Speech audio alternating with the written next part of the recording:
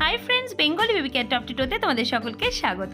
আজ আমি আমার ছোট্ট সোনাদের জন্য শেয়ার করব খুবই হেলদি ও মজাদার সুজির পনির চিলা রেসিপি। রেসিপিটার নাম শুনে নিশ্চয়ই তোমরা বুঝতে পারছো রেসিপিটা বাচ্চাদের জন্য কতটা হেলদি।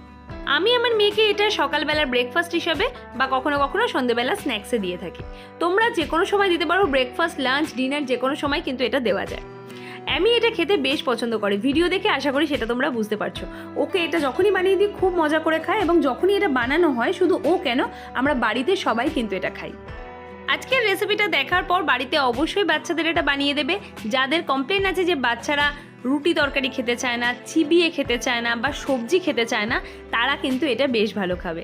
তাই অবশ্যই বানানোর পর আমাকে কিন্তু জানাতে ভুলো না যে তোমাদের বাচ্চারা কেমন খেলো। তো চলো দেখে নিই রেসিপিটা বানাতে আমাদের কী কী লাগছে।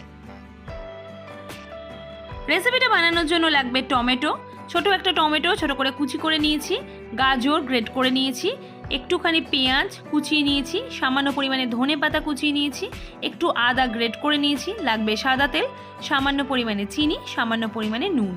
চিনিটা কিন্তু আমি আমার পছন্দ মতো দিয়েছি, তোমরা কিন্তু চিনিটা স্কিপও করতে পারো।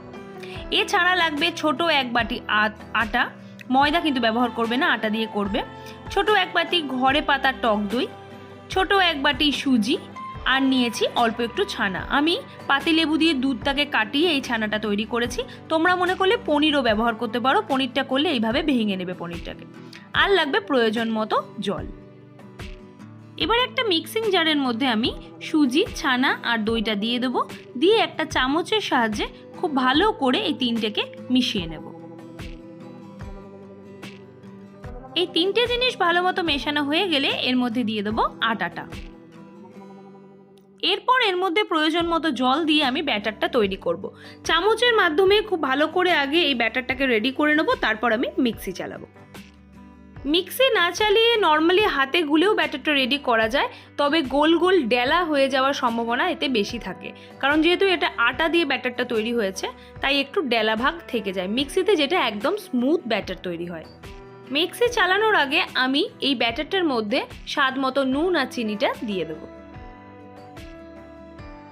দেখো মিক্সিতে আমার ব্যাটার পুরো রেডি হয়ে গেছে, একদম স্মুথ পেস্ট তৈরি হয়েছে। এবার আমি ব্যাটারটাকে একটা কাঁচের বাটিতে ঢালছি। দেখো ব্যাটারটা কিন্তু খুব বেশি পাতলাও হবে না, আবার খুব বেশি ঘনও হবে না, সেই বুঝে কিন্তু জল ব্যবহার করবে।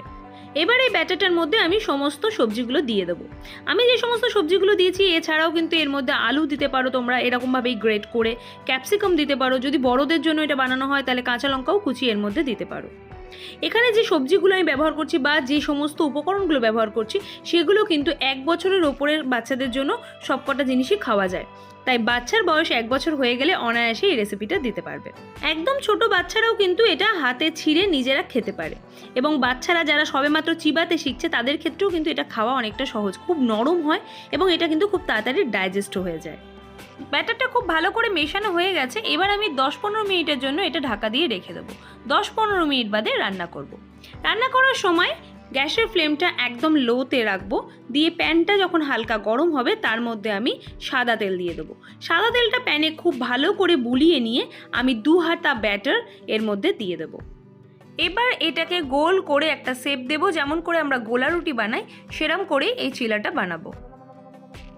চিলাটার ওপরে আমি 1 চামচ মতো সাদা তেল ছড়িয়ে দিয়ে চিল্লাটা চাপা দিয়ে আমি 1 মিনিট ওয়েট করব। ঢাকনা খোলার পর চিল্লাটাকে উল্টে দেব, দিয়ে 2 পিঠি খুব ভালো করে এইভাবে লো ফ্লেমে ভেজে নিলেই আমাদের সুজি পনির চিলা রেসিপি একদম রেডি। কেমন লাগলো রেসিপিটা? ভালো লাগলে অবশ্যই ভিডিওটাতে লাইক করে দিও আর আমার চ্যানেলটাকে সাবস্ক্রাইব করে নিও। টাটা।